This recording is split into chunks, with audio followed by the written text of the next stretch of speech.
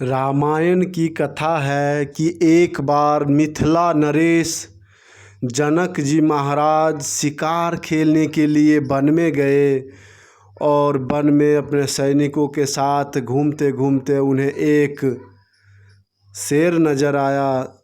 जब उन्होंने बाण शेर के ऊपर चलाए, शेर तो छलांग लगा के दूसरी तरफ चला गया और वह बाण जो है एक गौ माता के शरीर में जाके लग गया और गौ माता की मृत्यु हो गई। अब जब देखे वहाँ सैनिकों ने बोले कि महाराज यहाँ तो को शेर को नहीं लगा यह तीर तो एक गौ माता को लग गया। तो इसे देख के राजा बहुत उदास हो गए, बहुत पश्चाताप करने लगे कि मेरे हाथों यह कितना बड़ा पाप हो गया, यह कितना बड़ा अनर्थ हो गया। और सैनिकों ने बताया कि महाराज यह जो क्षेत्र है यह वन का क्षेत्र, यह अयोध्या नगरी के अंदर आता है, यह हमारा क्षेत्र भी नहीं है। बोलो यह पाप तो अब हमने जो है अयोध्या नरेश का पाप कर दिए।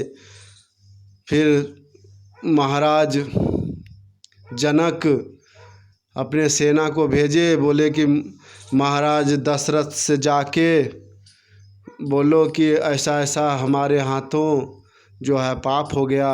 फिर सैनिक जो है वहाँ से चले राजा के दरबार में।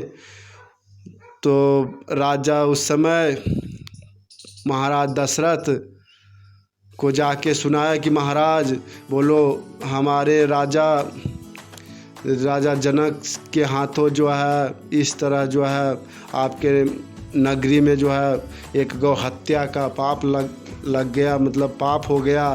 तो आप हमें जो दंडित करना चाहते हैं वो आप दंडित कीजिए। सैनिकों ने बोला कि महाराज जनक ऐसा बोल रहे हैं। उस समय महाराज दशरथ पूजन करने के लिए जा रहे थे तो सामने देखिए एक हरिजन जात का हरिजन व्यक्ति कुछ काम कर रहा था, उसको बुलाए। महाराज दशरथ बुलाए उस व्यक्ति को, बोले कि जाओ तुम सैनिकों के साथ जाओ और जो है राजा जनक को ने एक गौ हत्या कर दिया, उसको जो है तुम जाके दंडित करो। अब वो सैनिक चल पड़ा, साथ में वो व्यक्ति भी चल पड़ा और जब वहाँ गए देखे तो गौ माता जो है गौ माता को बाण लगा और गौ माता जो है मृत्यु को प्राप्त हो चुकी थी। उस व्यक्ति ने जो हरिजन व्यक्ति जो गया महाराज का प्रतिनिधित्व बन के, उसने नदी से जल लिया हाथ में, सरयू नदी से, और बोला कि महाराज दशरथ यदि पुण्य प्रताप जो भी उनका है उसके प्रभाव से हे सूर्य नारायण आप जो है इस गौ माता को जीवित कर दीजिए। और इस तरह बोल के वह जल छिड़क दिए गौ माता के ऊपर। तो गौ माता जो है जीवित हो उठी और फिर राजा जनक कहते हैं कि मुझे दंडित करो। बोलो दंडित आपको किस बात का करे महाराज?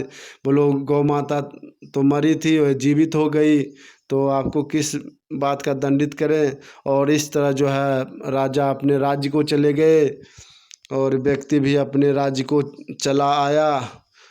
तो कहते हैं कि इसलिए जब माता सीता का जब स्वयंवर हो रहा था तो उस समय महाराज दशरथ को निमंत्रण नहीं भेजा गया। कहते हैं कि जिसके जो है प्रजा ही जो है इतना बड़ा कार्य कर सकता है, ऐसा राजा जनक विचार करते हैं। इसलिए जो है उन्होंने निमंत्रण नहीं भेजा महाराज दशरथ को। और फिर भी जो है राम लक्ष्मण जो है उनके सीता के स्वयंवर में पहुँचे।